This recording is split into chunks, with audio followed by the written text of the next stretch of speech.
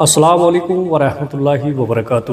میرے پیارے عزیز دوستو، غیر مسلم کو قربانی کا گوشت دینا یہ جائز ہے یا نہیں، یا پھر کسی غیر مسلم کو قربانی کا گوشت اپنے گھر میں پکا کر کے اسے کھلا دینا یہ جائز ہے یا نہیں۔ پیارے دوستو، اور ایک سوال اور ہے کہ جو لوگ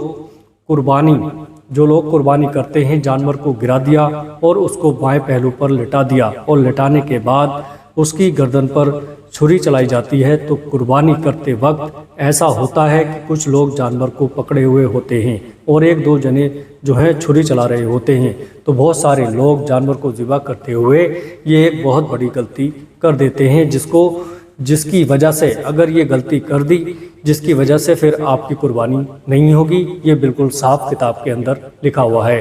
اب آئیے گا ایک ایک کر کے میں آپ کی خدمت میں رکھنے کے لیے جا رہا ہوں۔ پیارے دوستو، پہلے یہ بتا دوں کہ غیر مسلم کو قربانی کا گوشت دے سکتے ہیں یا نہیں، اور اس کے بعد قربانی کرتے وقت کیا غلطی کرتے ہیں میں آپ کو یہ بتاؤں گا۔ چاند دکھ گیا، اور پیارے دوستو چاند دکھ گیا اور یہ عشرہ ذو الحجہ چل رہا ہے، تو اگر ہم نے اس میں ناخون وغیرہ کاٹ لیے، بال وغیرہ کٹوا لیے، تو کیا ہم گنہگار ہوں گے؟ تو یہ 3 سوالوں کے جواب اس ویڈیو کے اندر آپ کے خدمت میں رکھنے کے لیے جا رہا ہوں۔ بڑے دھیان اور بڑی توجہ سے اسے آپ سنیے گا، انشاءاللہ اللہ تبارک و تعالیٰ آپ کے علم میں اضافہ ہوگا۔ آئیے گا پہلا سوال۔ پیارے دوستو، اگر آپ نے بکرے کی قربانی کی، جی ہاں دوستو، کسی بھی جانور کی آپ نے قربانی کی، اور قربانی کرنے کے بعد بہت سارے لوگ کیا کرتے ہیں، گوشت کو اپنے آجو باجو میں پاس پڑوسیوں میں اور اپنے محلے میں، گاؤں میں تقسیم کرتے ہیں۔ ظاہر سی بات ہے، یہ حکم بھی ہے کہ جب آپ قربانی کریں تو اس کے 3 حصے کر لیں۔ پہلا حصہ غریبوں میں اور مسکینوں میں تقسیم کر دیں، دوسرا حصہ اپنے رشتہ داروں کے لیے روک کر کے رکھیں، یعنی اس میں تقسیم کر دیں، اور تیسرا حصہ اپنے گھر کے لیے یہ روک کر کے رکھیں۔ پیارے دوستو، تو اس طریقے سے یہ 3 حصے بنا لینا اور 2 حصوں کو تقسیم کر دینا، ایک حصہ اپنے گھر کے لیے روک لینا، یہ افضل اور بہتر طریقہ ہے۔ اب اگر کسی نے قربانی کی اور سارا کا سارا گوشت اپنے گھر میں ہی روک لیا، اس کی فیملی اتنی بڑی ہے، بہت سارے لوگ ہیں، تو پھر اس میں بھی کوئی گناہ نہیں ہے اور کوئی حرج نہیں ہے۔ سارا کا سارا گوشت اپنے گھر میں بھی آپ روک سکتے ہیں۔ یہ مسئلہ ہو گیا۔ اب جب بانٹنے کی باری آتی ہے تو بہت سارے لوگ کیا کرتے ہیں کہ بکرے کا گوشت ہے، بھائی بکرا تو غیر مسلم بھی لوگ کھاتے ہیں، تو چلو کیا ہوا قربانی، اور بہت سارے لوگوں کا آپس میں تال میل اتنے ایسے ہوتے ہیں کہ بھائی قربانی ہو گئی ہے، ٹھیک ہے ہمارے گھر پہنچا دینا، بولے ٹھیک ہے ہاں ہم پہنچا دیں گے۔ تو اس طریقے سے بہت سارے لوگ غیر مسلم کے گھر گوشت پہنچا دیتے ہیں، ان کو گوشت دے دیا کرتے ہیں۔ تو کیا یہ گوشت دینا ان کا جائز ہے یا نہیں؟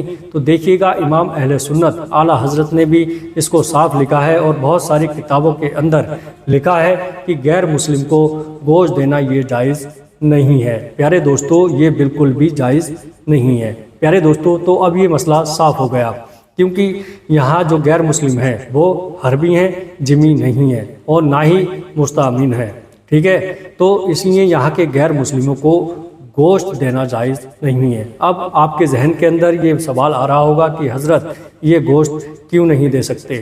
حالانکہ کھاتے تو ہیں، بکرا وہ بھی کھا لیتے ہیں، کیوں نہیں دے سکتے؟ تو دیکھیے گا، اس کی ایک وجہ یہ لکھی ہے کتاب کے اندر کہ جو ہم نے قربانی کی ہے نا، یہ ایک عبادت ہے۔ یہ قربانی کیا ہے؟ یہ عبادت ہے۔ اللہ کے نام سے بسم اللہ اللہ اکبر، بسم اللہ اللہ اکبر یہ کہہ کر ہم نے جب جانور کو ذبح کیا تو مخصوص دن میں اور مخصوص وقت میں اور اس کو مخصوص دن کے اندر ہم نے اس کو ذبح کیا، اور خاص اللہ کے لیے۔ تو جس عبادت، اور یہ ایک عبادت ہے، اور جس اللہ رب العزت کے نام سے ہم نے جانور کو ذبح کیا ہے، وہ وحدہ لا شریک ہے، وہ وحدہ لا شریک ہے، جس کا کوئی شریک نہیں ہے۔ اب مسلمان ہیں، سارے مسلمان جو کلمہ پڑھنے والے ہیں وہ اللہ رب العزت کو وحدہ لا شریک مانتے ہیں، ٹھیک ہے؟ اور جو غیر مسلم ہیں وہ اللہ تبارک و تعالیٰ کو نہیں مانتے ہیں، وحدہ لا شریک نہیں مانتے ہیں۔ تو جس کے نام سے جس جانور کو مخصوص دن میں قربان کیا گیا ہو اللہ کی عبادت کے لیے، تو اس کے نام سے جو جانور ذبح کیا گیا ہے، تو اس کے نام سے ذبح کیا ہوا گوشت، پیارے دوستو، جو اللہ کو نہیں مانتا ہے تو اسے کیسے دے سکتے ہیں؟ اس لیے منع لکھا ہے پیارے دوستو کہ غیر مسلم کو قربانی کا گوشت نہیں دینا چاہیے، ٹھیک ہے؟ یہ دینا جائز نہیں ہے۔ پیارے دوستو، یہ مسئلہ آپ کا کلیئر ہو گیا۔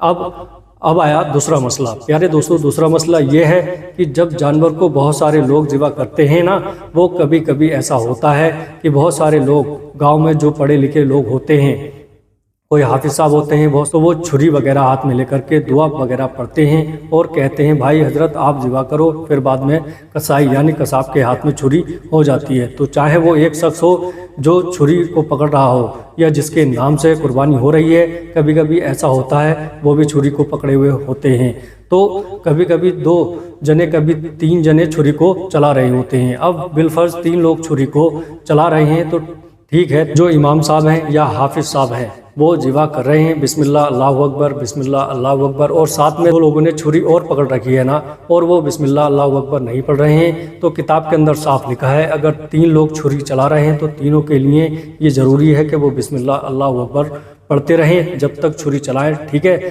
جب تک جانور ذبح نہ ہو جائے تب تک تینوں لوگ اتنی آواز میں بسم اللہ اللہ اکبر پڑھیں کہ ان کے خود کے کانوں تک آواز پہنچ جائے۔